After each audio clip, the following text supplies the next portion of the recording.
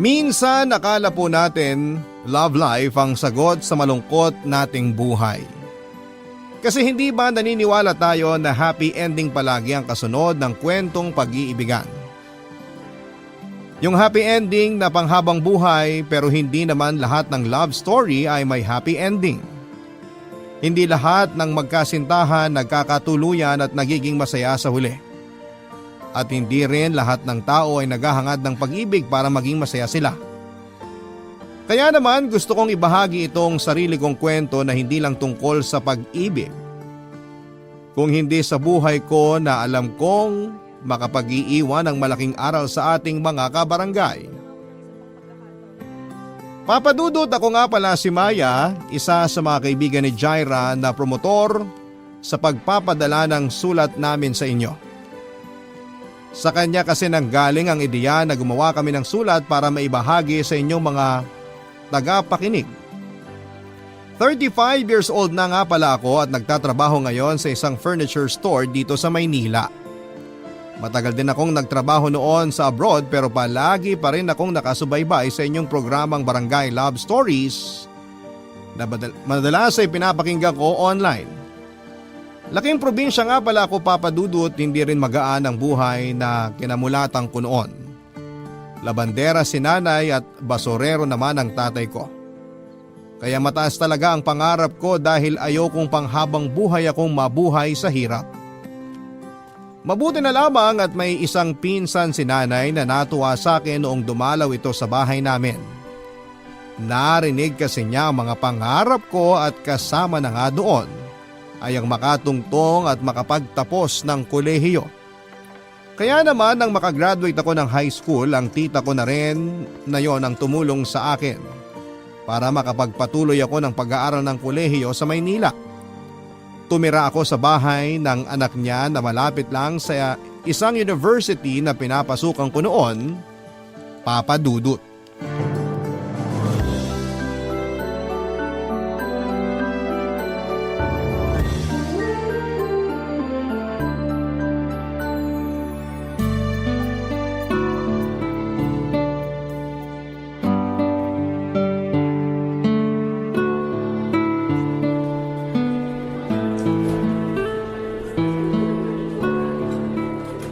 Grabe, nagugutom na ako. Kaya lang, sakto na lang napamasahe tong pera ko. Sa bahay na lang siguro ako kakain para hindi ko na magastos to. Kaya lang, kumakalam na talaga yung sikmura ko eh. Medyo nahihilo na rin ako. Makapaglakad nga muna para makaupo ako dun sa bandaron.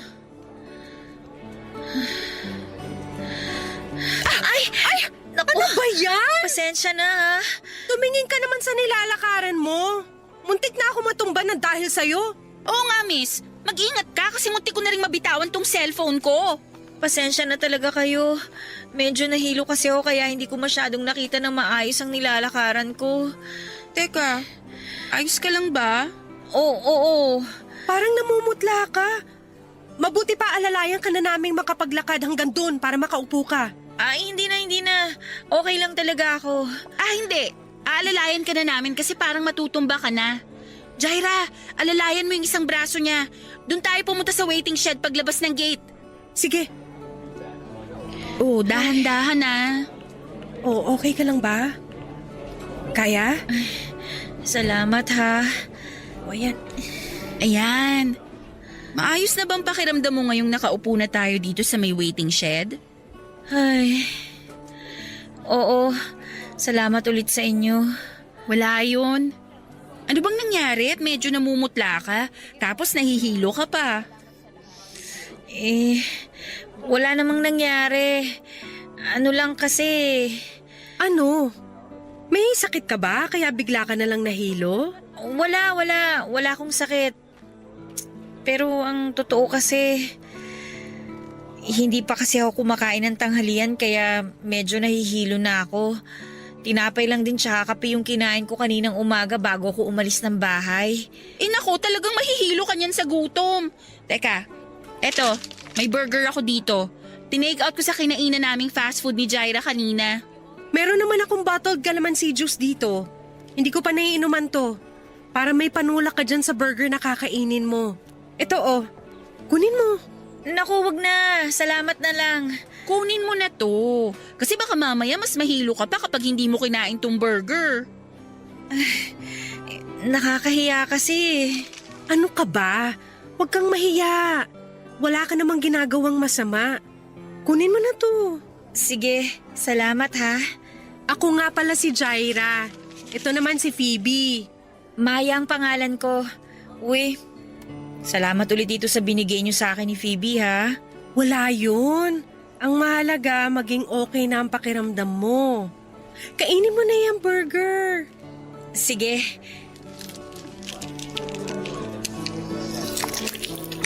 Malapit lang ba dito yung bahay nyo? Medyo malapit lang pero sasakay pa ako ng isang jeep. Kaya hindi rin ako nakapagtanghalian kasi sakto lang itong pamasahe ko dito eh. Ay, ganun ba? Sabay na tayo maglakad mamaya kasi papunta rin kami ni Jaira malapit sa may sakayan ng jeep. Baka kasi mahilo ka ulit. Oo nga, mas okay na yung may kasama ka naglalakad. Malapit lang din naman yung bahay namin ni Phoebe dito. Pero tricycle naman ang sasakyan namin. Ang totoo, taga-probinsya talaga ako. Magdadalawang linggo pa lang ako dito sa Manila kasi pinag-aaral ako ng tita ko dito sa university. Talaga? Sakto pala kasi mula ngayon, kami na ang bahala ni Phoebe sa'yo. Isasama ka namin sa magagandang pasyalan dito sa Manila. Di ba, Phoebe? Tama si Jaira. May enjoy mo ang Manila kapag kami ang kasama mo, Maya. Uy, salamat talaga sa inyong dalawa ha.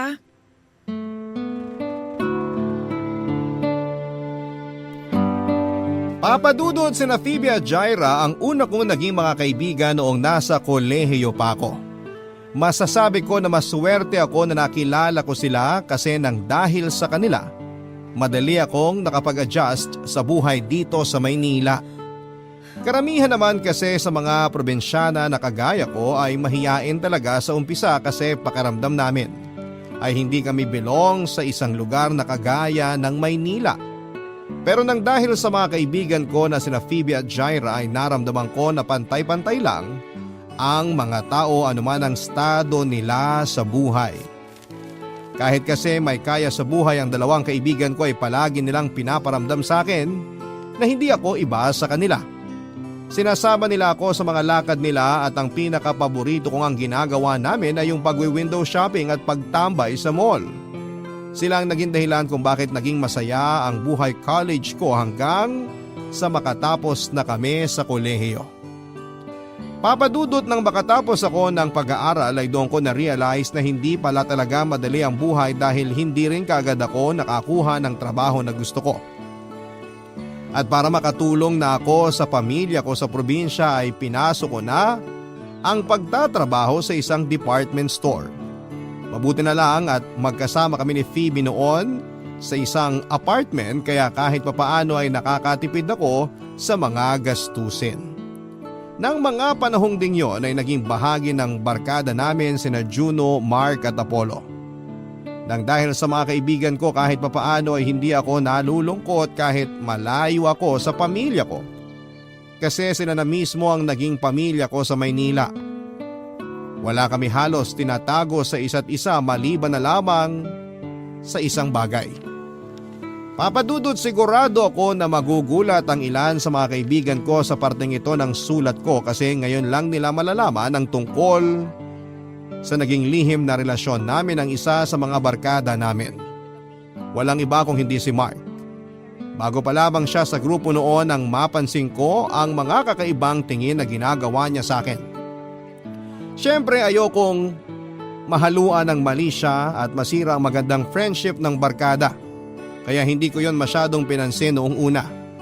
Hanggang sa pasimple na nga akong pinormahan ni Mark. Madalas siyang nagtitext at tumatawag sa akin kapag alam niya na hindi ko kasama ang barkada. At madalas din kaming lumalabas na kaming dalawa lamang ang magkasama. Hanggang sa nauwi na nga sa lihim na relasyon ang lahat sa amin ni Mark, Papadudot.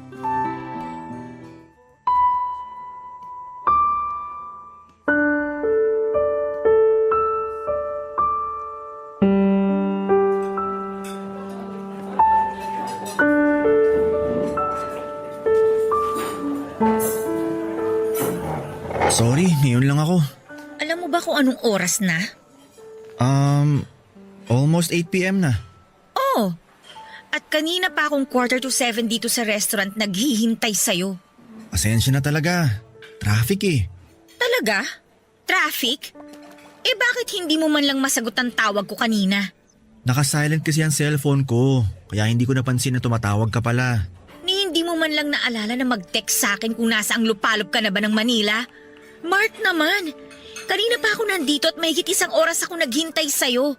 Nahihiya na nga ako sa waiter kasi nakailang balik na siya dito sa lamesa para tanungin ko anong pagkain ang o-orderin ko. Eh di dapat umorder ka na lang muna ng pagkain mo. Eh paano kung bigla kang hindi sumipot sa date natin? Eh di masasayang lang yung in-order kong pagkain tsaka yung perang pinambayad ko doon. Bakit ba ang init ng ulo mo, Maya? Dumating naman ako, di ba? Medyo na late lang pero nandito na ako oh. Kasi palagi ka nalang ganyan, Mark. Palagi ka nalang late sa mga date natin, tapos palagi mo nalang dinadahilan ng buwisit na traffic na yan. Yun naman kasi talaga ang totoo. Kahit saan ka lumingon dito sa Manila, kaliwat kanan ng traffic. At kaliwat kanan din ang ginagawa mong pambababae. Ha? Ano ba yung sinasabi mo? Alam mo kung anong tinutukoy ko. Mark, alam ko naman eh. Hindi lang ako ang babaeng dinedate mo. Bakit hindi mo aminin sa akin ngayon? Hindi ka na late dahil sa traffic. Na-late ka dahil galing ka pa sa date nyo nung isang girlfriend mo. Oh, pinagbibintangan mo na naman ako. Hindi kita pinagbibintangan dahil si Jaira mismo nagsabi sa akin na kung sino-sino raw babae ang pinopormahan mo sa opisina ninyo. Gusto ko na nga sabihin sa kanyang tungkol sa atin eh. Pero pinigilan ko lang talaga yung sarili ko kasi ayoko may makaalam sa barkada ng tungkol sa relasyon nating dalawa. O ngayon, sabihin mo sa akin na gumagawa pa rin ako ng kwento tungkol sa pambababae mo. Wala lang naman kasi yun. Mga kaopisina ko lang naman na babae yun. Madalas lang kaming nagbibiruan. Nakakabiruan o nakakalandian? Kasi magkaiba ang ibig sabihin ng dalawang yon.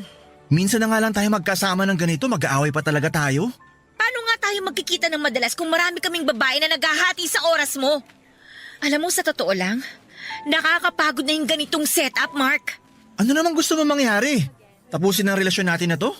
Oo, siguro. Alam ko naman kasi na hindi ka rin seryoso sa kung anong meron tayong dalawa. Rin? Ibig sabihin pala, sa umpisa pa lang hindi ka na seryoso sa akin? Ay, wag na tayong maglokohan, Mark. Alam ko naman na naghahanap ka lang ng pampalipas oras nung mga panahon na nagkakilala tayo.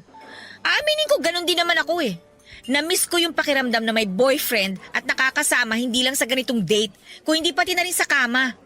Pero habang tumatagal, lumalabo lang kung anumang meron sa ating dalawa. Kaya ang mabuti pa, tapusin na natin to para hindi na tayo nagsasayang ng oras.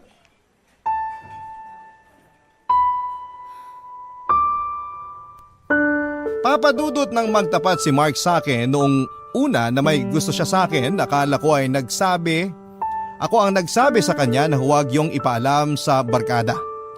Ayoko kasi na magkaroon ng ilangan ng bawat isa sa amin, kaya naman nang maging kami ay pareho na naming naging desisyon na ilihim na lamang din ang lahat sa kanila.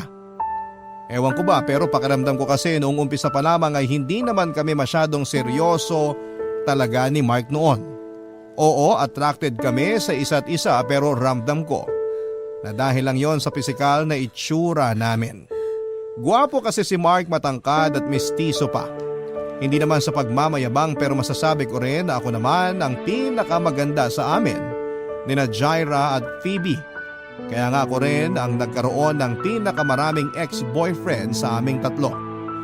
Kaya lang papadudot mula nang maging kami ni Mark ay parang doon na namin unti-unting mas nakilala ang isa't isa. Doon din namin na-realize na marami kaming bagay na hindi na pagkakasunduan at magkaiba rin talaga ang ugali naming dalawa.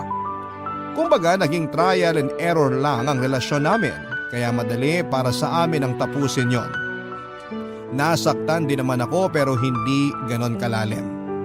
Alam ko na ganon din si Mark kaya hindi kami nahirapan na ibalik paunti-unti ang friendship na nasimula naming dalawa. Mas naging close pa nga kami pero sa point na alam naming hanggang good friendship na lamang talaga ang kaya naming ibigay sa isa't isa. At sa huli ay nag-decide kaming hindi na lamang ipaalam sa barkada ang tungkol sa naging relasyon naming dalawa, papadudot. Barangay Love Stories. Barangay Love Stories. Papadudot, pagkalipas ng 5 taon ay nakilala ko naman si Andrew na nagtatrabaho malapit sa department store na pinagtatrabahuhan ko. Madalas ko na siyang nakakangitian sa tuwing magtatama ang mga tingin naming dalawa dahil gwapo siya, matangkad at matipuno ang pangangatawan. Kaagad naman akong na-attract sa kanya kaya nang minsan kaming magkasabay sa jeep pauwi ay hindi ko na pinagdamot ang pangalan at cellphone number ko nang tanungin niya yon sa akin. Naging madalas ang pagtitext niya sa akin hanggang sa mag-date na nga kaming dalawa. Hindi nagtagal ay naging boyfriend ko na rin si Andrew, Papadudut. Bukod sa attracted talaga ako sa itsura ni Andrew ay nagustuhan ko rin ang pagiging malambing niya, Papadudut. Gusto niya na palagi kaming nagkikita at nagde-date. Kapag may isang araw na hindi niya ako napuntahan sa trabaho ko para makita man lamang ako ay mababakasan ko kaagad sa boses niya kapag tumawag siya kung gaano niya ako kamis. Sa aming dalawa siya talaga ang mas clingy. Wala namang problema sa akin yon kasi mas kinikilig pa nga ako sa ganong ugali niya. Pakiramdam ko kasi mahal na mahal niya ako. Kaya naman nang isuggest niya na magsama na lamang kami sa isang bahay ay kaagad ko yon na sinang-ayunan. At tila pati panahon ay sumasang-ayon din sa amin ni Andrew noon. Sinabi kasi sa akin ni Phoebe na aalis na siya sa inuupahan naming apartment at doon na siya titira sa bahay ng fiancé niya, Papadudut.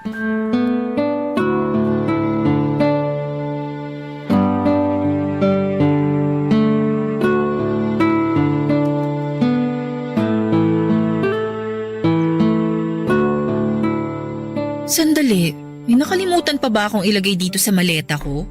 Mukhang okay naman na ang mga gamit ko dito.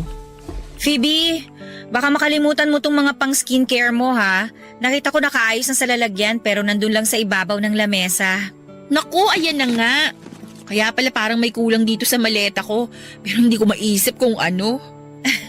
Ang dami pa naman ito kaya hindi mo talaga pwedeng maiwan.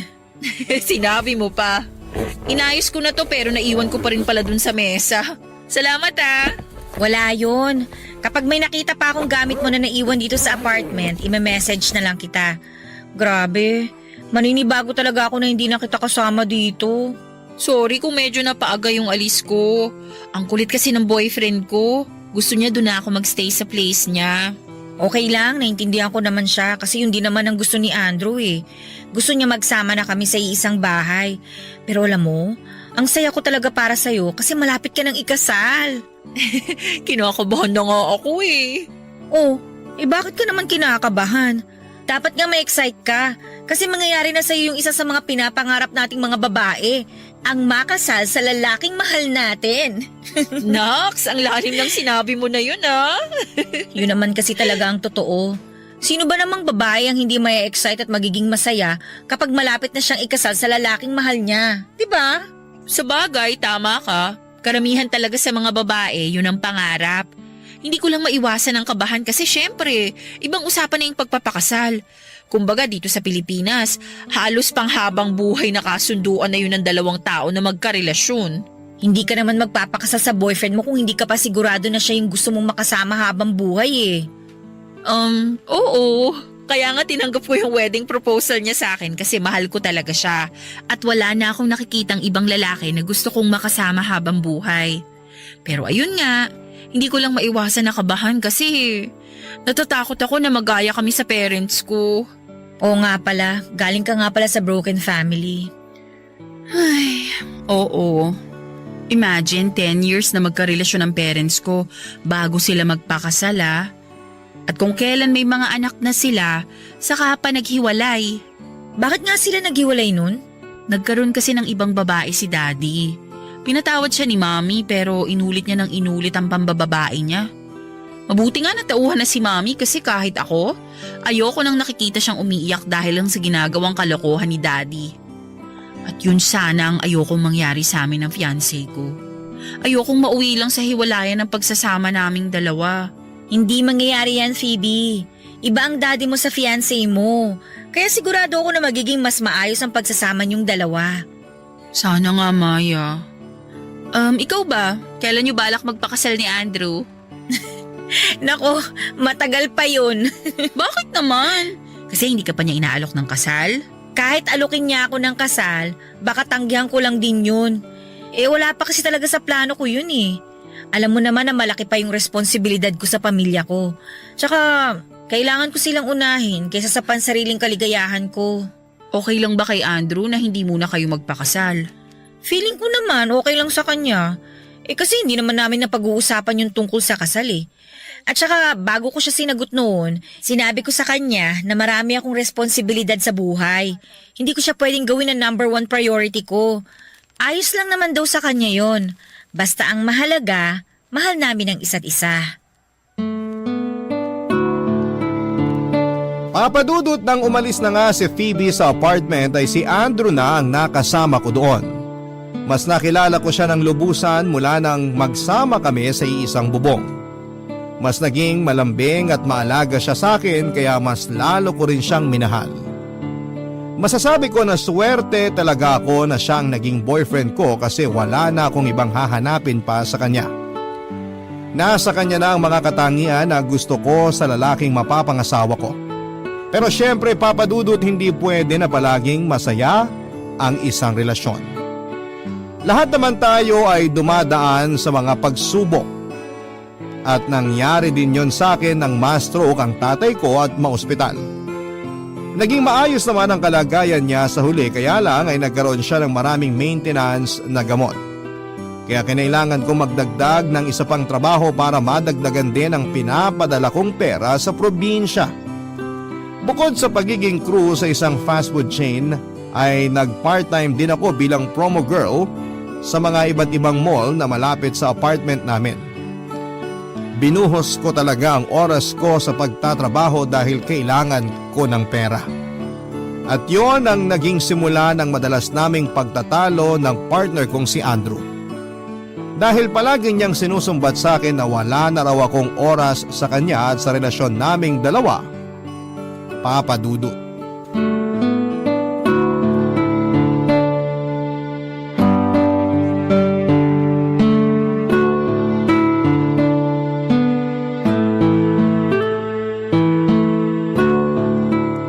Sa tingin nyo?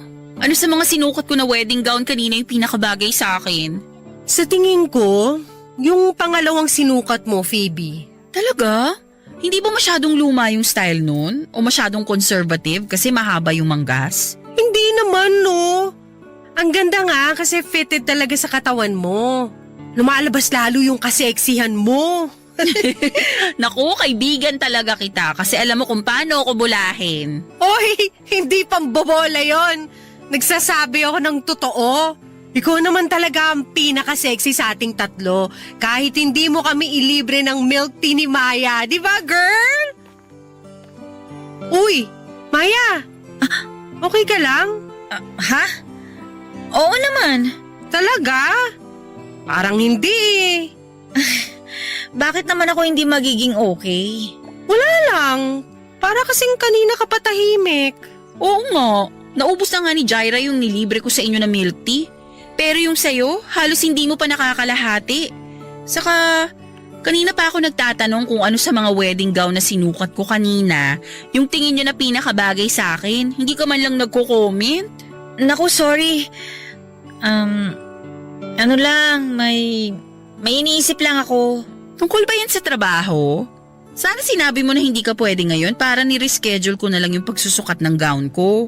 Naka-off ako ngayon sa 2 trabaho ko, kaya okay lang na sumama ako ngayon dito sa lakad natin. Ano ba kasi yung iniisip mo? At parang hindi namin maramdaman na kasama ka namin ngayon.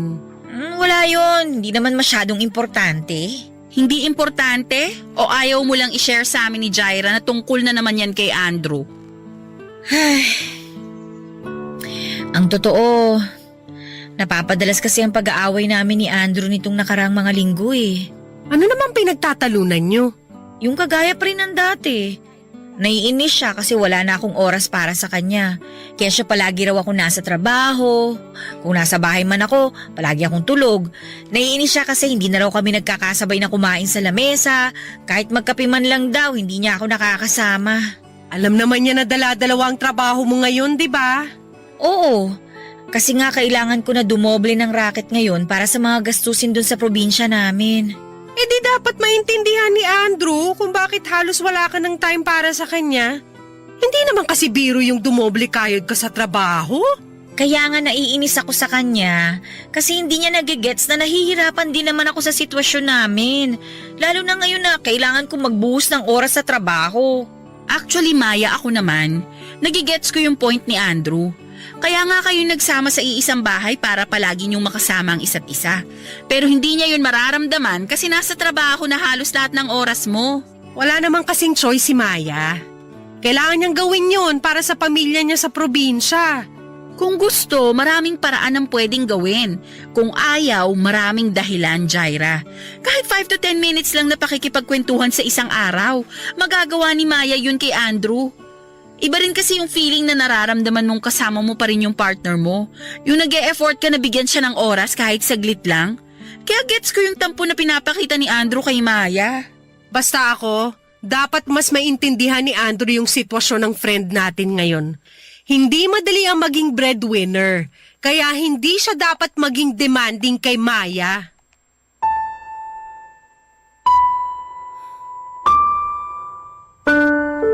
Papadudot, naiintindihan ko naman si Andrew sa tuwing sasabihin niya sa akin na hindi na niya maramdaman na magkasama kami sa iisang bahay.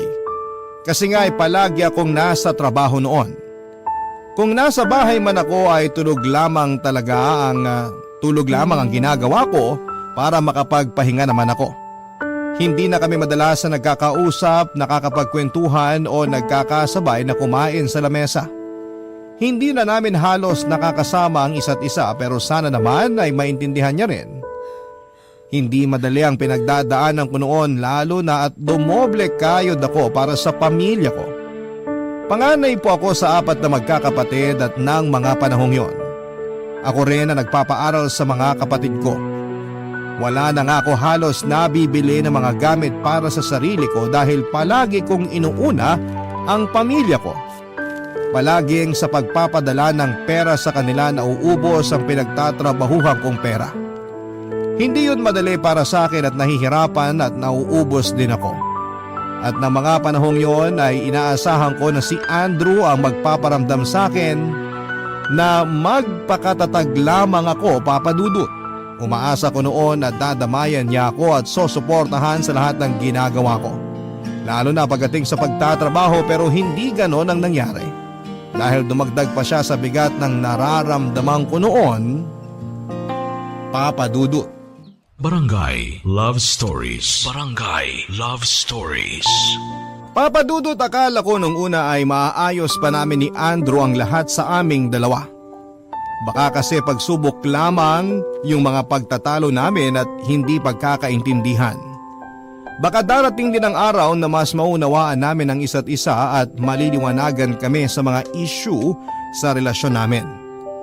Kaya lang habang tumatagal, mas lumalala ang pagtatalo naming dalawa.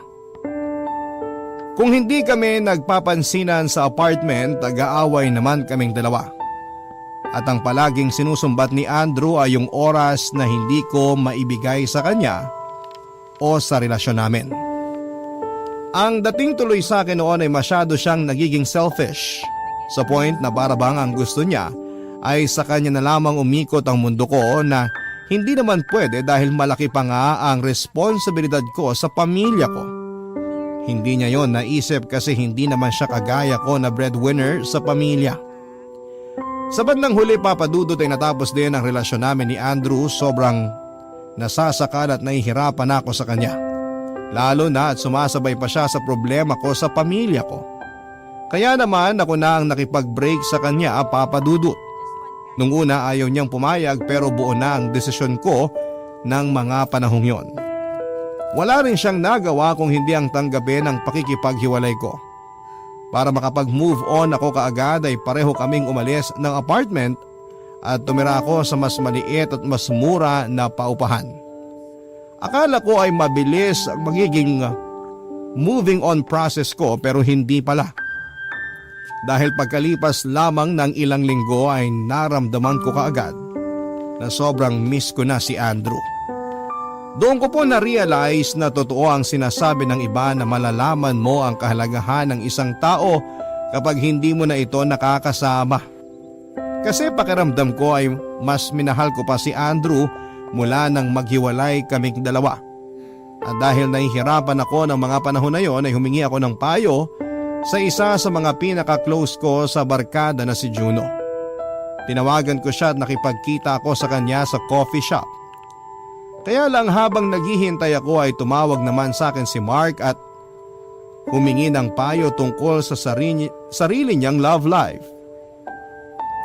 Nagawa ko naman siyang kausapin saglit at bigyan ng payo bago pa dumating si Juno sa coffee shop kung saan ko siya hinihintay, Papa Dudut.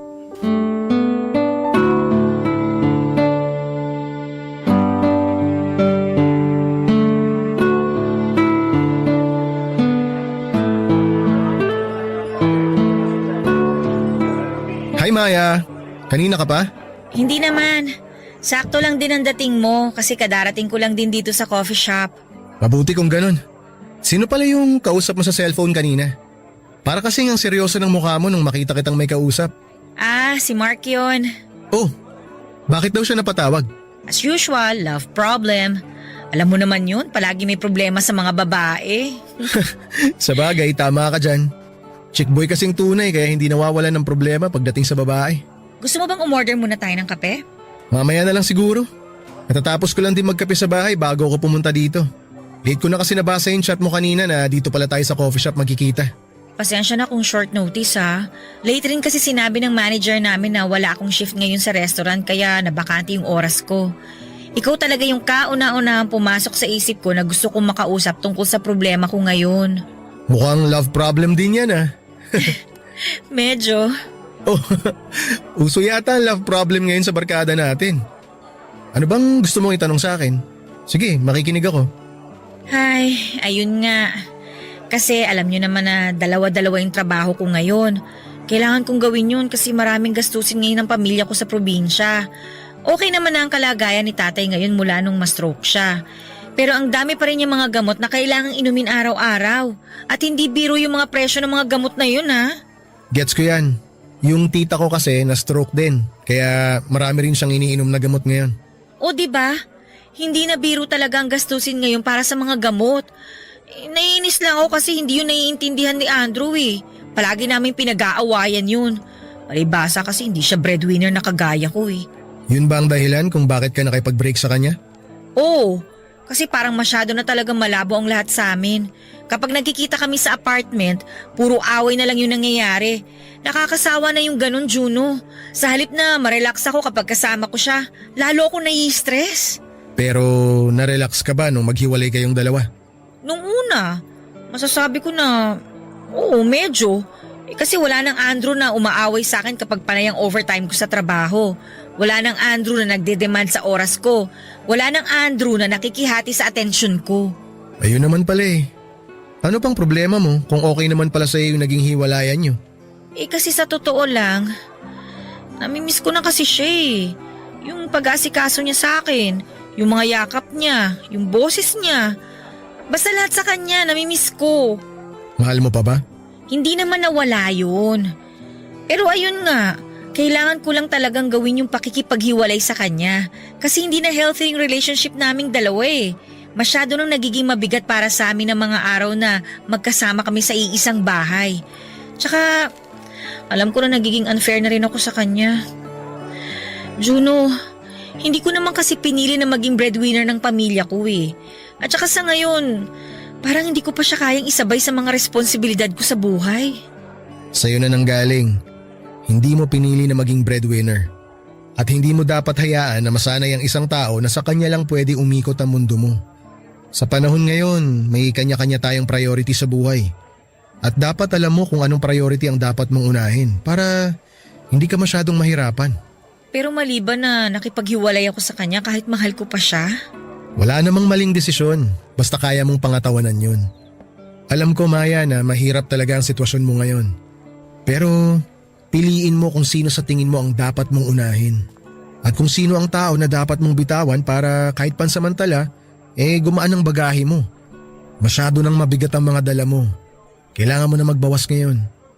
Tsaka kung sakaling naguguluhan ka sa lahat ng to, ang isipin mo, hindi mo lang ginagawa to para sa pamilya mo.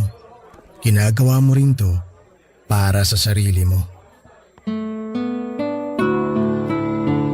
Papa Dudut, masasabi ko na si Juno ang pinakamatalino sa barkada namin. Siya rin ang takbuhan ng karamihan sa amin kapag may problema kami. Iba kasing magbigay ng payo si Juno at sobrang gaan niya rin kausap. Yung tipo na hindi kami mahihiyang mag-open ng kahit na anong personal naming problema sa kanya. At kagaya ng inaasahan ko ay nakakuha ako ng matinong payo mula sa kanya. Tama naman kasi ang sinabi niya, may kanya-kanya kaming priority sa buhay na dapat unahin. Hindi pwede na masanay kaming paikutin ang mundo sa iisang tao lamang. Dahil sa bandang huli, kami lang din ni Andrew ang mahihirapan kapag pinagpatuloy namin ang relasyon namin kahit na alam namin na marami kaming hindi na pagkakasunduan. Papa Dudut, kahit mahirap ay nagsimula akong umusad at kalimutan ang lahat sa relasyon namin ni Andrew. Nag-focus na lamang ako sa pagtatrabaho at pagtulong sa pamilya ko. Pinili ko sila at hindi ko sila kayang pabayaan. Hindi nagtagal ay nakatanggap ako ng job opportunity sa Singapore. May pinsan kasi ako nagtatrabaho doon at sinabi niya na pwede niya akong tulungan na makaalis ng Pilipinas. Wala sa isip ko noong una na maging OFW, pero naisip ko rin na maraming dahilan para hindi ko palampasin ang job opportunity na yon. Hindi lang para sa pamilya ko kung hindi para na rin sa sarili ko. Kaya naman sa huli nagpasya ako na tanggapin ang trabahong inalok sa akin ng pinsan ko. Malungkot at mabigat talaga sa akin yon, hindi lang dahil sa pamilya ko na matagal kong hindi makikita, kung hindi dahil na rin sa mga kaibigan ko na halos pamilya na ang turing ko. Papa Dudut, malapit na ang pag-alis ko ng bansa nang magaya si Juno na magkita-kita ang barkada sa mismong araw ng mga puso taong 2018. Nang dumating ako doon, si Phoebe lang ang wala pa ng mga oras na yon. At hindi ko inaasahan ang pakulo na inihanda ni Juno para sa espesyal na araw na yon. Ang tungkol sa time capsule, kung saan ay maglalagay kami ng mga bagay na sumisimbolo sa estado ng buhay namin ng mga panahon na yon. Habang pinapaliwanag yun ni Juno ay natatahimik na lamang ako habang nag-iisip kung ano bang dapat na ilagay ko doon. Binuksan, kinapa ko ang bulsa ko, binuksan ko ang bag ko at sinilip ko ang laman ng wallet ko. Doon ko nakita ang bagay na gusto kong ilagay sa time capsule na babalikan namin ng mga kaibigan ko pagkalipas ng ilang taon, Papa Dudut.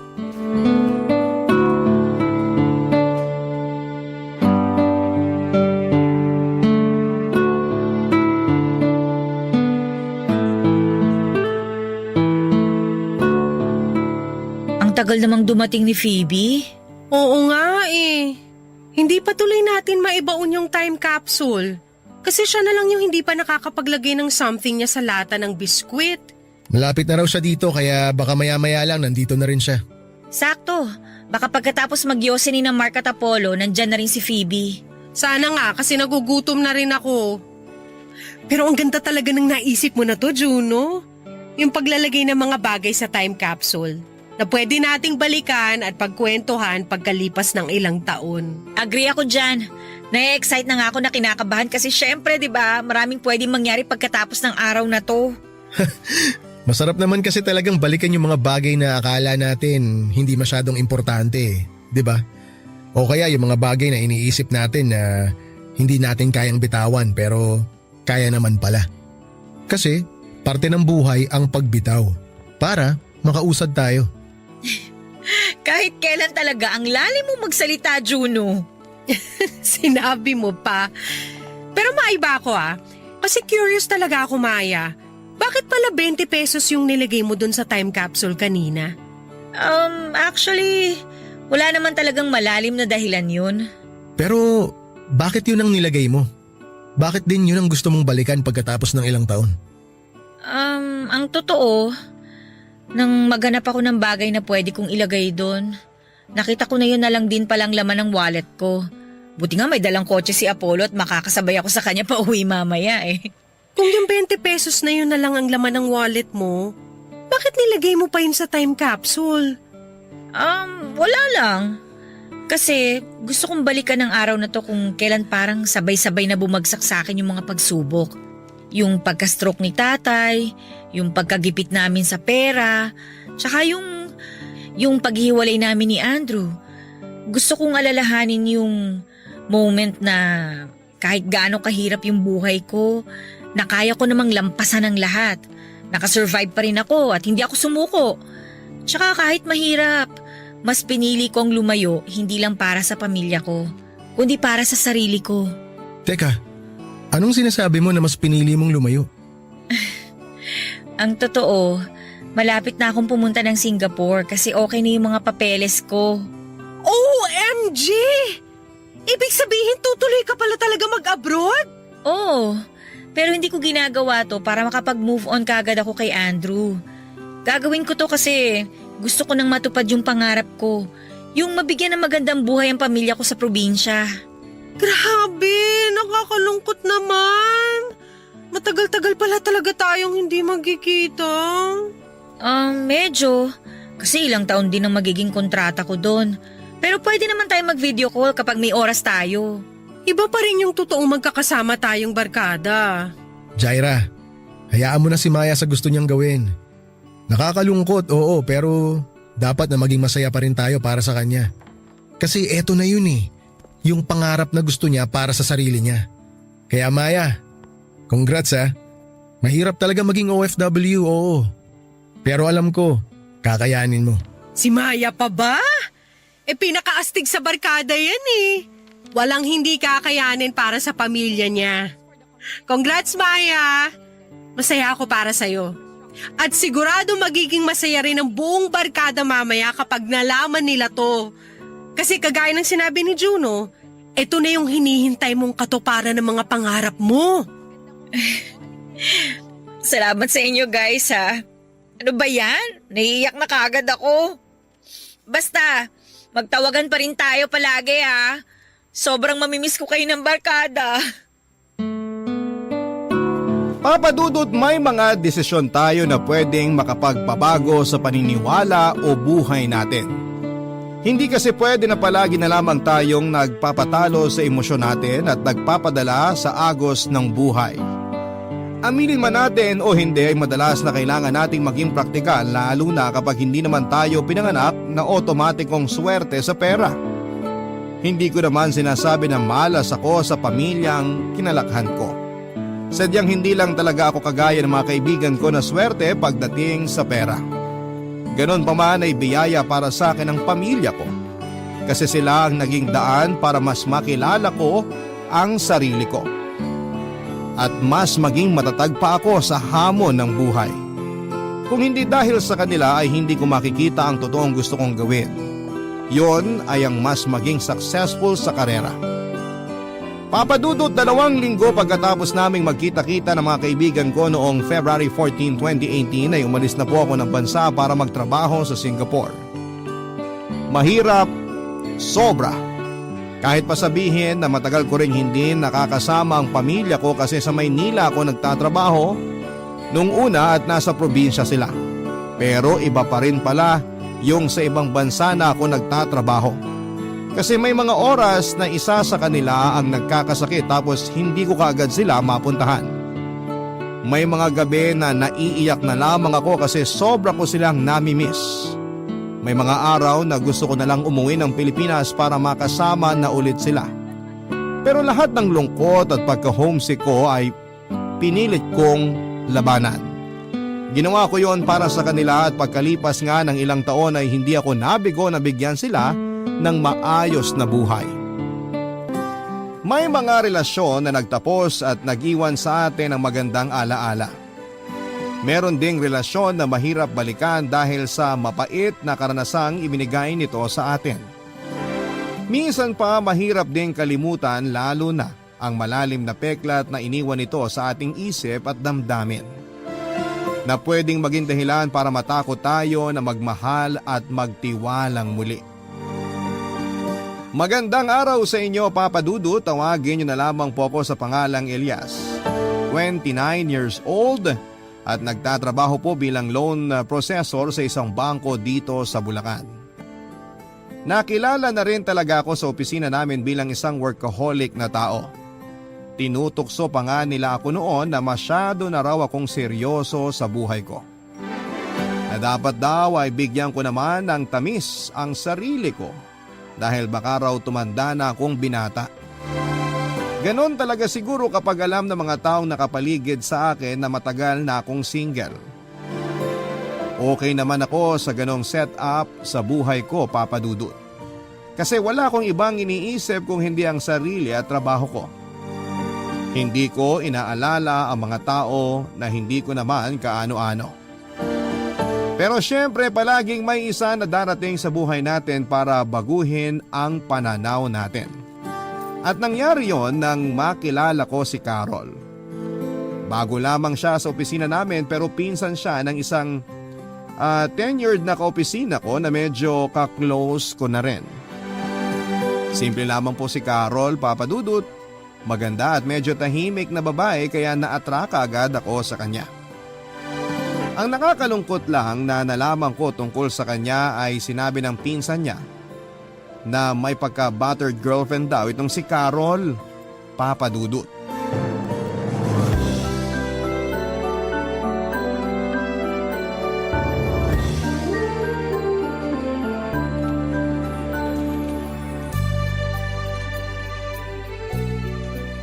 Hindi naman sa pinag-iisipan kita ng masama. Tinatanong ko lang naman kung sino yung kasama mo kagabi. Ang sabi mo kasi nasa bahay ka lang pero nakita ka raw ng pinsan ko sa bar na may kasamang ibang babae. Kanino ka ba maniniwala? Sa akin o doon sa pinsan mo, chismosa? Yan ang hirap sa'yo eh. Napakatamang hinala mo. Honey, huwag ka namang magalit sa akin. Wala naman talaga akong ibang ibig sabihin. Hindi kita inaaway. Bahala ka sa buhay mo. Magsama kayo ng pinsan mo. Gusto ko lang malaman kung sino yung... Hello? Hello, honey? Gary? Hello? Ay, pinabaan na ako. Hi Carol, Oy, ikaw pala yan, Elias. okay lang ba kung makishare ako ng table sa'yo? Sige, ayos lang. Wala naman ako ibang kasama. Kinuha nga pala kita ng kape. Nakita ko kasi na nauna ka mag-coffee break sa akin kanina pero parang hindi ka pa nagmimerienda. Hindi ko nilagyan ng gatas yan kasi baka hindi ka mahilig sa matamis. Salamat. Sakto rin to kasi hindi rin talaga ako mahilig sa matamis. Ah! Aray! Mainit pala to. Napaso tuloy yung dila ko. Naku, pasensya ka na. Bagong kuha ko lang yan sa vending machine. Sorry, hindi ko agad nasabi sa'yo. Ayos lang. Kasalanan ko rin naman kasi basta ko na lang ininom to. Late ka na rin pala nakapag-coffee break, no? Medyo nga eh. Ang dami kasing pinahabol ng pinsan mo na report sa akin kanina kaya ngayon lang ako natapos. Alam kasi niya na workaholic ka kaya sa'yo niya tinambak ang mga trabaho. Uy, nagbagong buhay naman na ako. Hindi na ako yung kagaya ng dati na puro na lang trabaho at overtime. Kahit paano, marunong na akong gumimik ngayon. Talaga ba? Parang hindi ko napapansin yun ah. Mula kasi nang magtrabaho ko dito, parang never kitang narinig na sumama sa gimmick ng mga kaopisina natin. Nagkakataon lang yun kasi nga may nakaset na ako mga lakad. Pero kagabi, sumama ako nung yayain nila ako magbar. Ikaw nga tong hindi sumama eh kasi ang sabi mo, gusto mo magpahinga ng maaga. Hindi rin naman kasi ako mahilig gumimik. Saka ayaw din ng boyfriend ko na gumigimik ako. Siya ba yung kausap mo kanina? Oo, si Gary. Ah, Gary pala pangalan ng boyfriend mo. Kung di ako nagkakamali, siya yata yung nakita ng pinsan mo kagabi. Ang balita ko, tinawag nga raw ng pinsan mo yung boyfriend mo sa pangalan niya, tapos kinawayan. Kaya lang hindi pinansin yung pinsan mo, diretso lang daw na lumabas ng bar yung boyfriend mo. Yun nga rin ang sabi ng pinsan ko sa akin nung makausap niya ako kanina. Nakita niya raw si Gary kagabi sa bar. Alam mo ba na nandun yung boyfriend mo kagabi? O yun yung dahilan kung bakit nag-aaway kayo sa tawag kanina? Grabe, ang pait pala talaga nitong kape, no? Ang tapang, ang lakas makagising ng dugo. Oo, kaya gusto ko talaga ng black coffee. Para tanggal ka agad ang antok bago bumalik sa trabaho. Ilyas, kailangan ko na rin palang bumalik sa loob. Patapos na kasi coffee break ko. Sabay na ako sa'yo. Ubus na rin naman tong kape ko eh. Okay, tara. Papadudot, kahit na hindi ikwento ni Carol ang dahilan ng pag-iyak niya ng mga oras na yon ay alam ko naman na tungkol yon sa boyfriend niya. Pero dahil ayokong bumigad pa ang nararamdaman niya noon ay hinayaan ko na lamang na hindi namin pag-usapan ang tungkol doon sa boyfriend niyang si Gary. Sa totoo lang ay naaawa ako noon kay Carol dahil hindi niya deserve ang masaktan ng dahil sa isang lalaki. Oo, hindi ko naman kilala ang boyfriend niya pero sa ilang buwan na magkatrabaho kami ni Carol ay nakilala ko na kaagad siya bilang mabait na tao. Wala siyang napapabayaan na trabaho at palagi rin siyang nakangiting bumabate sa amin kapag nasa opisina na siya. At kapag may nagbe-birthday sa amin, may binibigay din siya na munting regalo. Ganon ka-sweet na tao si Carol, Papadudut. Judgmental. Pero marami na rin kasing nakwento sa akin ang pinsan ni Carol tungkol kay Gary. Mga hindi magagandang bagay kaya mas lalo akong naiinis dito. Lalo na nga nang malamang ko na nagkaayos pa rin pala silang dalawa. Pinatawad po ni Carol si Gary kahit nakita ito na may kasamang ibang babae. Nagdahilan lang daw si Gary na katrabaho nito ang babae na pinaniwalaan naman ni Carol para hindi na sila magtalo pa. Naisip ko noon na kung ako lang ang boyfriend ni Carol ay hindi ko siya hahayaang masaktan at umiyak sa relasyon naming dalawa. Pero dahil alam ko na hindi ko pa kayang umiksena sa buhay niya, dahil may karelasyon na siya ay nakontento na lamang ako bilang isang kaibigan. Sakto naman na magkatabi lamang ang workstation namin kaya may oras na nakapagkwekwentuhan kaming dalawa. At dahil doon ay unti-unti na rin kaming naging close na dalawa ni Carol, Papadudut.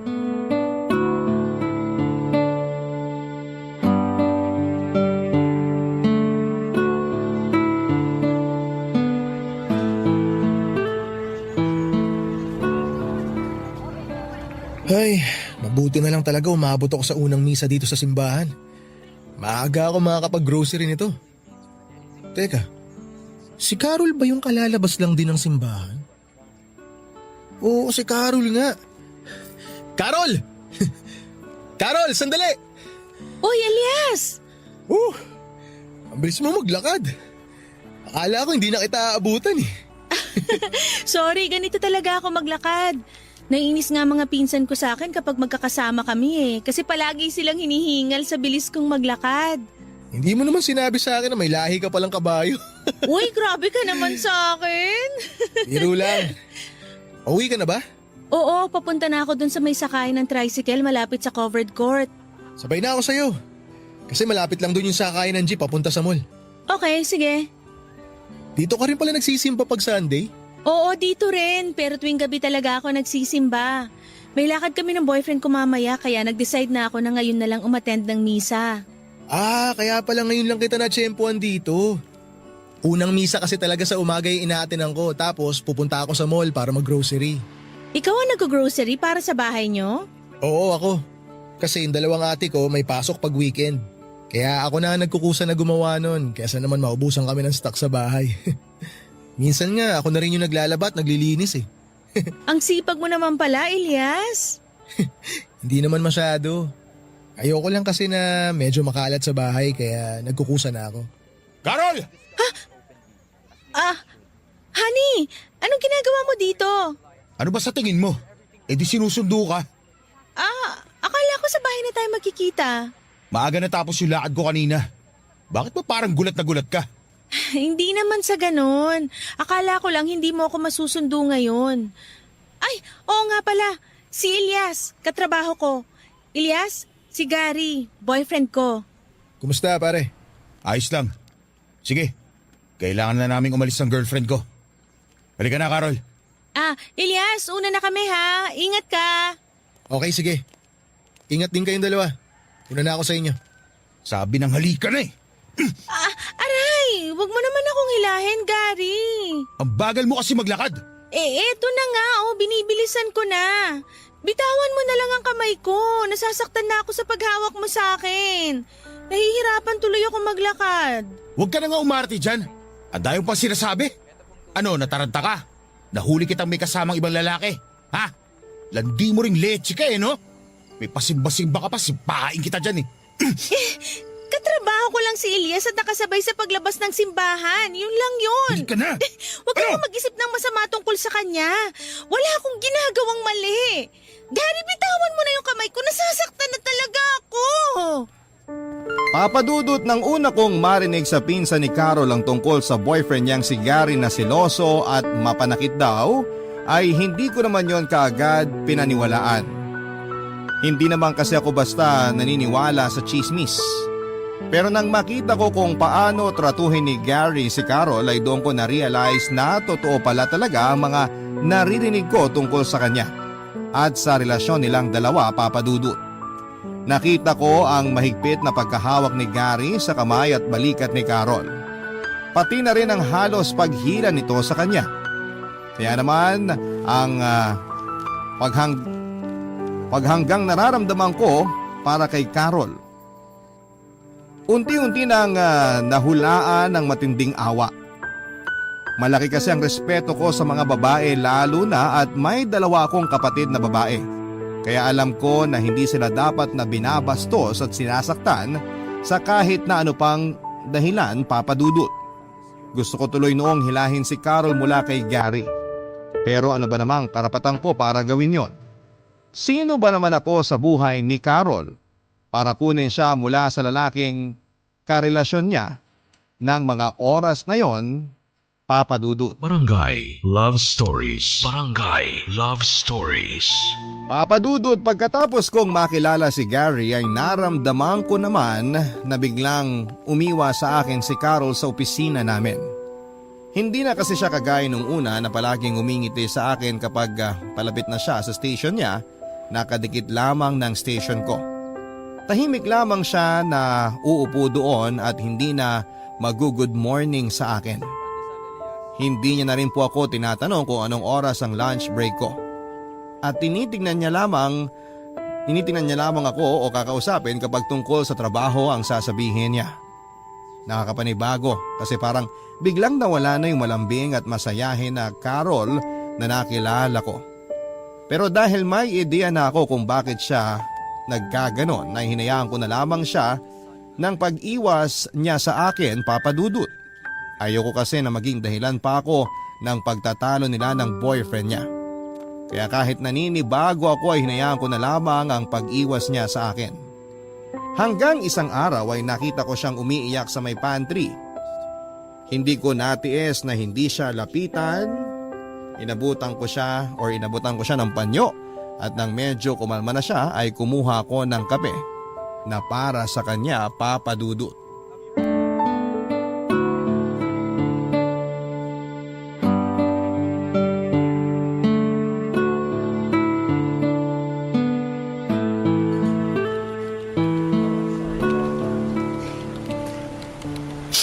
Carol, eto ang kape oh. Salamat. Hindi ko muna sasoli itong panyo mo kasi basa na nagsipon at luha ko, Elias. Ano ka ba? Okay lang. Sa'yo na lang muna yan. Mukhang kailangan mo pa rin ng panyo hanggang ngayon eh. Hindi kasi talaga ako nagdadala ng panyo. Tapos naubos ko na isang pack ng tissue na dala ko kanina. Kaya lang ayaw pa rin tumigil ng luha ko hanggang ngayon. Huwag mo kasing pigilan. Hayaan mo lang sila na kumawala sa mga mata mo para mapagod silang magwala. Ay, oo nga pala. Kakakuha ko lang sa vendo niyan kaya ingat ka sa pag-inom, baka mapaso ka na naman. Hindi ko rin pala nilagyan ng gatas yung kape mo kaya medyo matapang ang lasa. Para naman kahit papano, mapalitan ng pait yung sakit na nararamdaman mo dyan sa dibdib mo. Elias, sorry ha. Bakit ka naman nagsasorry sa akin? Wala ka naman nagawang atraso sa akin ah. Wala ka rin namang atraso sa trabaho kasi palagi mo natatapos sa mga naka-assign na report sa'yo. Hindi naman yun tungkol sa trabaho. Sorry kasi iniwasan kita. Si Gary ba ang dahilan? Oo, kasi ayaw niya raw na makitang kasama o kinakausap pa kita. Ako pa rin ba ang dahilan kung bakit nag-away kayo sa tawag kanina na kinuwento mo sa akin? Hindi. Yung security guard naman na nasa may entrance ng opisina natin ang pinagselosan niya. Ha? Bakit naman niya pagseselosan yun? Hinatid kasi ko ni Gary hanggang sa may labas ng opisina kaninang umaga. Tapos nakita niya raw na binati ako ng security guard. Inisip niya kagad na nilalandi ako noon. Nagulat na nga lang ako na pag-check ko na cellphone ko, ang dami na niyang text sa akin na puro mura at masasakit na salita. Minura ka niya kasi pinagselosan niya yung security guard ng opisina natin? Oo, gano'n naman talaga siya kapag nagagalit. Kaya nga tinawagan ko kagad siya para makapagpaliwanag ako sa kanya eh. Na walang dahilan para magselos siya. Pero ang dami na niya kagad sinabi kanina hanggang sa makipag-break na siya sa akin. Ang sabi niya pa, wag na raw ako magpapakita sa kanya kung ayaw ko raw na mabasag ang mukha ko. Kasi baka hindi na raw siya makapagtimpi kapag nakita niya ako. Grabe naman pala yung ugali ng Gary na yun. Napakagago pala niya. Anong karapatan niya na murahin at saktan ka? Sabihin mo nga sa akin ang totoo, Carol. Dati pa ba niya ginagawa sa iyan? Dati ka pa ba niyang sinasaktan ng ganyan? Mabait naman si Gary. Hindi ganun ang ugali niya nung unang taon na magkarelasyon kaming dalawa. Nagsimula lang siyang magbago nung bumagsak ang family business nila. Naging madalas na ang pagiging mainitin ng ulo niya at doon na rin siya nagsimulang maging seloso. Doon na rin ba nagsimula na saktan ka niya? Namurahin ka? At pagsalitaan ng hindi magaganda? Hindi mo siya dapat hinahayaan na saktan ka ng ganyan. Hindi naman niya ako palaging sinasaktan. Hindi palagi pero madalas. Una sa lahat, wala naman talagang dahilan para magselos siya. Kasi wala ka namang ginagawang masama. At pangalawa, kahit ano pang dahilan, wala siyang karapatan na pagbuhatan ka ng kamay o murahin ka. Nagagawa niya lang naman yun kapag mainit ang ulo niya. Mahal ko siya, kaya kailangan ko siyang intindihin. Pero hindi yun dahilan para hindi mo na mahalin ang sarili mo. Alam mo, Carol, kung hindi ka kayang irespeto ni Gary bilang girlfriend niya, irespeto ka naman niya sana bilang babae. Papadudot doon ko po napatunayan na totoo talaga ang mga naririnig ko noon tungkol kay Carol at sa boyfriend niyang si Gary.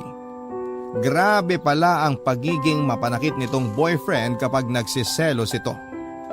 Ayaw na ayaw raw kasi ni Gary na nakikitang may ibang lalaking nakakasama o nakakausap si Carol. Kapag nangyari daw yon at nakita ni Gary ay nakakatanggap siya ng masasakit na salita at ang mas malala pa ay nasasaktan siya nito ng pisikal.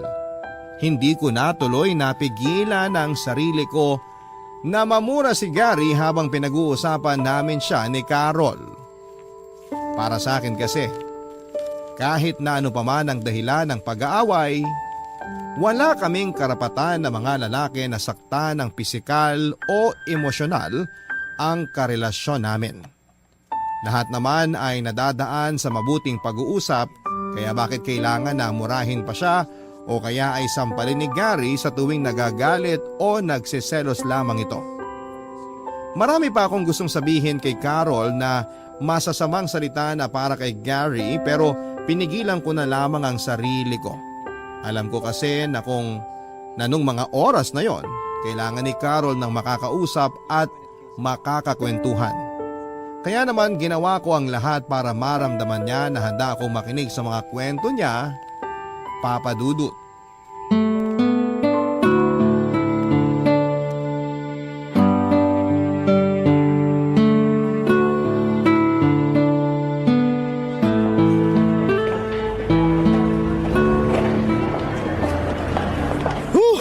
Sa wakas, makakauwi rin na maaga.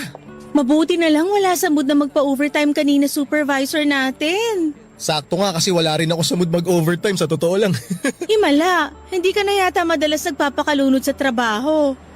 Sabi ko naman sa'yo, di ba, nagbagong buhay na ako. Di na ako yung dating workaholic na Ilyas na katrabaho mo. Halata nga kasi palagi kang excited kapag end of shift na. Napansin mo rin pala yon? Oh, nga pala, bakit hindi mo kasabay pinsan mo ngayon?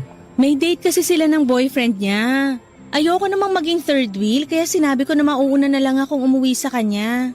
Sa bagay, boring talaga maging third wheel eh. Teka, wala ka naman sundo, di ba? Sabay ka na sa akin umuwi. Sakto, dala ko yung auto ko. Tara. Hindi na, makakaabala pa ako sa'yo. Ano ka ba? Hindi ka abala. Tsaka hindi naman out of the way yung lugar nyo pa uwi sa bahay namin eh. Natid ko na kayo ng pinsan mo dati dun. Kaya alam ko na yung papunta sa inyo. Malapit lang yun sa amin, hindi ka hassle, maniwala ka. Pumayag ka na, hatid na kita. Sige na nga, para makatipid na rin ako ng pamasahe. Carol! Hindi nga ako nagkamali. Kayo talaga ng lalaking yan. Gary? O ano? Nagulat ka na naman na nakita ko kayo magkasama? Ano? Aalis kayo? Magche-check-in kayo? Ano? Papalaway ka dito? Ha? Teka pare, mali ka nang iniisip. Wala kaming relasyon ni Carol. Tumahimik ka dyan ha? Problema namin to ng girlfriend ko kaya huwag kang makialam. Girlfriend? Anong pinagsasabi mo? Di ba nung isang linggo lang nakipag-break ka na sa kanya? Elias, tama na. Ako nang bahala makipag-usap kay Gary. Sige na, umalis ka na. Alam mo ikaw, napaalandi mo talaga babae ka. Hindi ka marunong makontento sa isang lalaki. Mali nga kasi ang iniisip mo, Gary. Mali? Talaga? Kahit kitang-kita na ng dalawang mata ko na magkasama kayong dalawa? Magkasabay kaming lumabas ng opisina dahil sabay ding natapos yung shift namin sa trabaho. Pwede ba? Huwag mo nang bilugin ang ulo ko. Hindi ako tanga para maniwala dyan sa mga kasinungalingan mo. Hindi nga ako nagsisinungaling. Sinabi na tumahimik ka na. Aray! Napakagago mo talaga, Gary!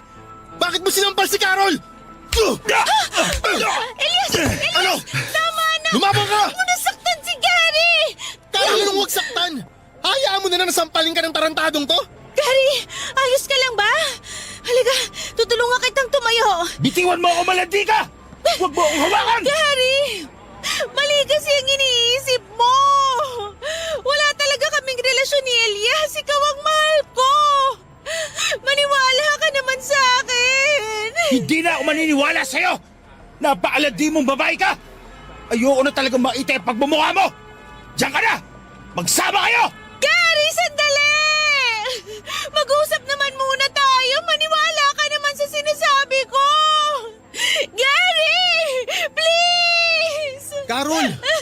Huwag mo nang habulin yung gago na yun! Bitiwan mo ako, Elias! Kailangan ko sundan si Gary! Kailangan namin mag-usap! Ano ka ba naman? Wala ka na ba talagang natitirang respeto sa sarili mo? Maawa ka naman sa pagkatao mo! Walang kwentang lalaki yun kaya hindi mo siya dapat hinahabol! Kung hindi ka niya talaga kayang respetuhin, bigyan mo naman sana ng respeto ang sarili mo! Huwag mong hayaan na sinasaktan at binabastos ka ng hayop na yon!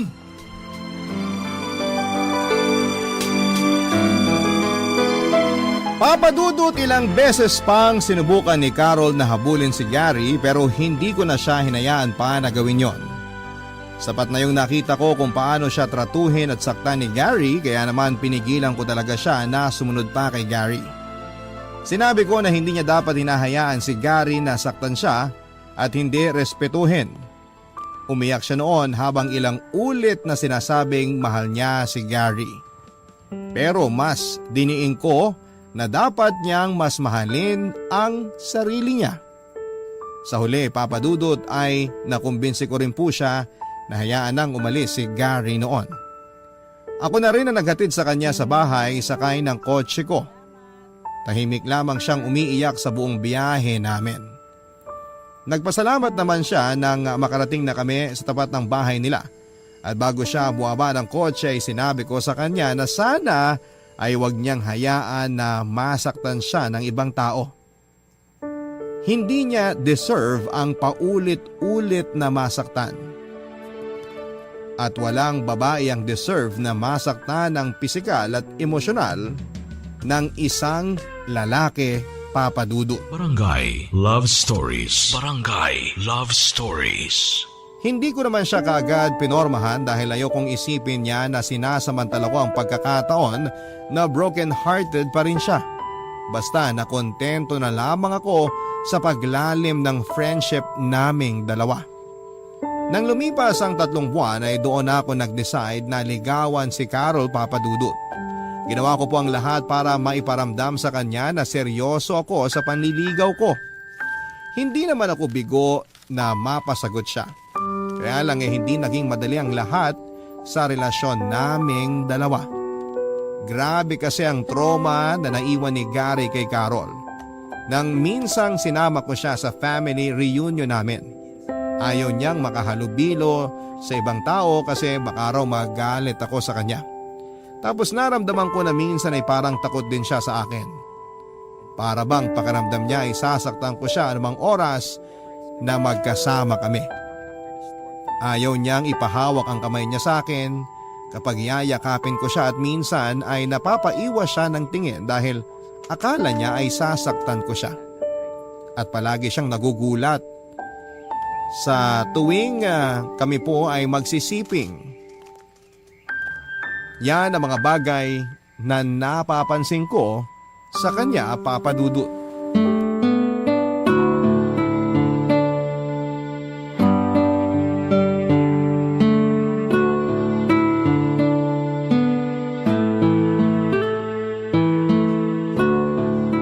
Hello, babe. Nakauwi ka na? Oo babe, kararating ko lang dito sa bahay. Parang medyo na traffic ka yata ah. Medyo nga eh, kasi may banggaan dun sa isang kalsada na nadaanan ko. Doon talaga ako medyo nagtagal kanina. Sabi ko naman sa'yo, dapat hindi mo na ako hinatid pa uwi dito sa bahay namin. Nahirapan ka pa tuloy makauwi. Eh hindi naman pwede yun, kasi sinama kita sa birthday celebration ng lola ko tapos mag-isa kitang pauuwiin. Tsaka hindi naman ako masyadong napagod. Ikaw ba? Nag-enjoy ka ba kanina? Oo naman, kasi kasama kita. Pero sorry babe ha. Oh, bakit ka naman nagsusorry? Kasi kinausap ko yung pinsan mong lalaki. Si Benedict. Nilapitan niya kasi ako dun sa may lamesa nung busy ka makipag-usap sa lola mo. Sinubukan ko naman siyang iwasan kaya lang ang daldal niya masyado. Madaldal talaga yun si Benedict. Sabi nga ng tita ko, pinaglihi daw siya sa puwet ng manok kaya siya madaldal eh. Ha? Hindi ka galit? Huh? Bakit naman ako magagalit? Baka kasi magselos ka dahil kinausap ko siya. Walang issue sa akin kahit kausapin mo pa ang lahat ng pinsan kong lalaki kasi may tiwala naman ako sa'yo. At alam ko na hindi mo sisirain ang tiwala ko. Thank you babe ha. Sige na, ibababa ko na rin tong tawag para makapagpahinga ka na rin. I love you. I love you too, babe. Bye. Etong kape mo, Elias. Oh, Ate Lea, gising ka pa pala. Oo. Naglinis ako ng lababo na makauwi ako kanina. Tapos nung narinig kong nakauwi ka na pala ng bahay, naisipan kong magtimpla ng kape kaya pinagtimpla na rin kita. Uy, salamat. Alam mo, pangalawang beses ko palang nakikita yung girlfriend mong si Carol, pero pakiramdam ko magkakasundo kaming dalawa. Talaga? Gusto mo na siya para sa akin? Oo, mukha naman siyang mabait. Masyado nga lang tahimik. Tahimik kasi talaga yon. Minsan nga parang takot siya sa tao. Yung tipong medyo mailap. Takot siya sa tao? Anong ibig mong sabihin? Galing kasi sa mapanakit na relasyon si Carol bago ko siya naging girlfriend. Sinasaktan siya ng dati niyang boyfriend lalo na kapag nagsiselos yung guy. Kaya akala niya magagalit ako kapag nakita ko siyang nakikipag-usap sa ibang lalaki. Nakakaawa naman pala siya. Mukhang na-trauma siya sa ex-boyfriend niya. Oo ate. Sa totoo lang ganun din ang tingin ko.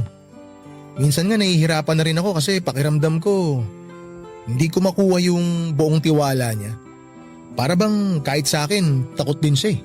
Para palang siyang sinanay, no? Nung nabubuhay pa si nanay tapos sinasaktan siya ni tatay kapag nalalasing. Tama ka Ate Lea. Si nanay din talaga yung unang nakita ko kay Carol. Pakiramdam ko nga tayo nung sinasaktan siya ni tatay. Kaya nga ang gusto ko ngayon, bukod sa alisin si Carol mula dun sa anino ng gago niyang ex-boyfriend, mabuo ko ulit yung tiwala niya para sa akin at para rin sa sarili niya. Kaya lang minsan ate, nahihirapan ako na gawin yun. Sobrang hirap palang buuin ng tiwala ng paulit-ulit na winasak ng ibang tao. Seryoso ka naman kay Carol, di ba? Oo naman ate, seryoso ako kay Carol. Sigurado ako na mahal ko na siya bago pa niya ako sagutin. O ayun naman pala eh. Huwag mo siyang sukuan kung ganon. Kasi yung isang kagaya niya na binasag ng paulit-ulit ang tiwala at pagmamahal, Kailangan ng isang kagaya mo na handa siyang buuin ulit hanggang sa tuluyan ng mawala yung takot sa dibdib niya. Siguro nga mahirap talaga. Pero kung mahal mo talaga siya, hindi mo susukuan, Ilyas. Papa Dudut, aaminin ko na nung una ay mas lamang ang awa na nararamdaman ko para kay Carol. Ang gusto ko talaga noon ay alisin siya mula sa isang mapanakit na relasyon.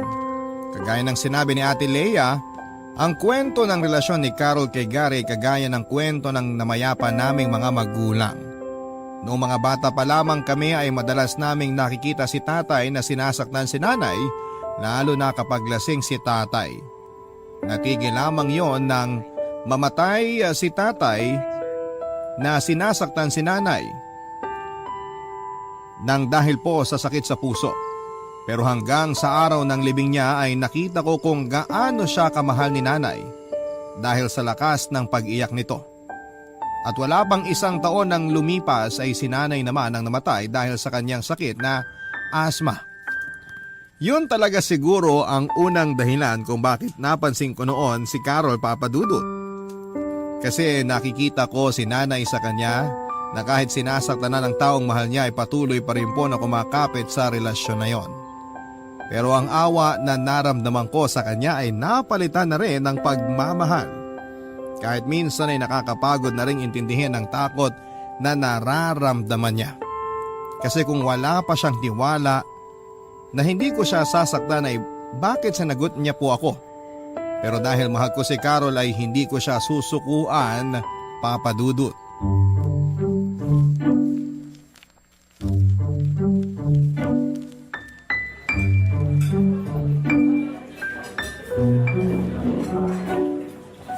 Grabe babe, ang dami kong nakain na chicken wings. Ako rin naman eh. Tingnan mo nga tong plato ko, oh. Punong-puno ng mga buto. Hindi naman papatalo tong plato ko. Puno na rin ng mga buto. Oh. Pero babe, ang sarap pala dito sa kainan na to, no? Nag-enjoy ka ba, babe? Oo, sobrang nabusog talaga ako. Tsaka sulit yung 199 natin kasi only chicken wings na, may only rice tsaka bottomless iced tea pa. Mabuti naman at nagustuhan mo dito. Alam mo, matagal na talaga kitang gustong yayain na kumain dito eh. Di lang ako makakuha ng tiyempo. Bakit ngayon mo lang ako dinala dito? Iniisip ko kasi na hindi mo trip yung mga ganitong kainan kaya hindi kita niyayaya. Alam mo naman kung gaano ako kalakas kumain, di ba? Oo, alam ko talaga kung gaano ka kalakas kumain. Pero hindi halata sa katawan mo, babe. Kasi sobrang sexy mo. Kita mo to, binola pa ako. Pero ayun nga, hindi naman ako mapili sa pagkain, babe. Kahit nga sa gotohan o mamihan, pwede tayong dun mag-dinner kung gusto mo. Kasi masarap din naman yung mga pagkain dun, tapos mura pa. Oo, naalala ko nga na nakatatlong mangko ka ng goto nung kumain tayo sa food court ng mall. Nagulat talaga ako dun, babe. Uy, gutom lang ako nung araw na yun, no? Sinabi ko naman sa'yo na ang dami kong nilakad, kaya triple din talaga yung naging gutom ko. Grabe, nakakahiya naman. Kasi hanggang ngayon hindi mo pa rin makalimutan yon. Hindi ko makakalimutan yon kasi dun ko nakita kung gaano ka talaga kalakas kumain. Oh, Babe, yung kamay ko. bakit? Ayaw mo ba na hinahawakan ko yung kamay mo? Hindi naman, kaya lang kasi. Kaya lang ano? Wala. Hanggang ngayon ba? Pakiramdam mo sasaktan kita? Lagi mo pa rin bang iniisip na hihigpitan ko ang hawak ko sa'yo hanggang masaktan ka? Carol, tapatin mo nga ako. Takot ka pa rin ba sa akin? Hindi naman sa ganun. Pero bakit parang pakiramdam ko hindi ko pa rin makuha tiwala mo? Alam mo naman ang kwento ng naging relasyon namin ni Gary, di ba? Oo, alam na alam ko ang kwento nyo. Pero hindi ako si Gary. Ako si Ilyas. Boyfriend mo na ako. Kahit minsan, Carol, hindi kita sinigawan. Hindi kita minura, hindi kita sinaktan. At kahit kailan, hindi ko gagawin yung mga yun. Oh, bakit ka umiiyak? Hindi kita inaaway at mas lalong hindi ako galit sa'yo. Alam ko naman yun. Nagigilty lang ako kasi pakiramdam ko nagiging unfair ako sa'yo, Ilyas. Sorry ha. Sorry kung ganito ako. Pinipilit ko namang magbago pero ewan ko ba. Palagi na lang nandun yung takot ko na parang anytime bigla ka na lang magbabago. Bigla na lang mawawala yung mabait at malambing na Elias sa boyfriend ko. Natatakot ako na bigla ka na lang maging kagaya ni Gary. Kahit kailan, hindi mangyayari yun, Carol. Huwag ka nang umiyak. Huwag ka na ring mag-sorry. At huwag ka na ring matakot sa akin. Carol, makikiusap ako sa'yo. Sana pagtiwala ka sa akin. Pahawak ako ng mga kamay mo. Tumingin ka sa mga mata ko habang sinasabi ko sa ito. Pangako, Carol. Itong mga kamay ko na nakahawak sa mga kamay mo ngayon, kahit kailan, hindi ka sasaktan ng mga to. At ako, ang lalaking nasa harap mo ngayon, nangangako na hindi magbabago. Nangangako na hindi ka sasaktan. Nangangako ako, Carol. Mamahalin kita habang buhay. Tandaan mo yan. Ano ba yan? Parang pang-wedding vow na yung mga linya mo, Elias. Ikaw kasi, dinaan mo ako sa paiyak-iyak yan tuloy. Naiyak na rin ako. Babe, thank you ha. Thank you kasi dumating ka sa buhay ko. Promise, hindi ako bibitaw mula dito sa mga kamay mo at gagawin ko lahat para tuluyan ang mawala ang takot dito sa puso ko. Papadudot, hindi ko naman talaga masisisi si Carol kung magkaroon man siya ng ganong kalaking takot pagdating sa relasyon. Ilang taon niya ring tiniis ang lahat ng sakit para lamang hindi mawala sa kanya ang taong mahal niya. Tapos ay bigla akong darating sa buhay niya at magbibigay ng pagmamahal ko. Kahit gaano pa ako kaseryoso sa kanya, naisip pa rin niya na anumang oras ay pwede ko siyang saktan kapag nagalit ako sa kanya. Dahil yon ang nakasanayan niya kay Gary. Pero dahil mahal ko siya, hindi ako sumuko na iparamdam sa kanya ng paulit-ulit na hindi ako kagaya ng ex-boyfriend niya. Hindi ko siya mumurahin, sasampalin o sasaktan sa kahit na anong paraan. Hindi ko rin naman binigla si Carol, Papadudut. Ayokong pilitin na makuha kaagad ang tiwala niya. Inunti-unti ko na magawa niya yung maibigay sa kanya ang lahat ng respeto at pagmamahal. Hanggang sa maramdaman ko na nagtatagumpay ako sa gusto kong mangyari. Nagsimula sa nagagawa ko ng hawakan ng kamay niya ng matagal kahit papaano nayayakap ko na siya ng matagal at nagagawa ko na siyang halikan kahit sa pisngi lang. Pero mas masarap sa pakiramdam kapag siyang gumagawa noon sa akin kasunod ang mga salita kung gaano niya ako kamahal. Hindi nga nagtagal, Papadudot, ay nakumbinsi ko rin si Carol na makipag-usap sa isang life coach para mapayuhan siya tungkol sa trauma na nakuha niya mula sa kanyang naging mapanakit na relasyon. Nakita ko na naging malaking tulong yon sa girlfriend ko dahil mas madalas ko na siyang makitang ngumingiti at mas naging malambing na rin siya sa akin. At nang makapag-usap kaming dalawa, humingi po siya ng tawa dahil hindi niya raw kaagad na ibigay sa akin ang buong tiwala niya sa umpisa ng relasyon naming dalawa. Sinabi ko naman sa kanya na huwag niya na yung isipin dahil ang mahalaga, yung mas nagagawa na niyang iparamdam sa akin ang pagmamahal niya. Sa ngayon ay magtatatlong taon na ang aming relasyon. At plano ko na rin na alokin siya ng kasal sa taon na ito.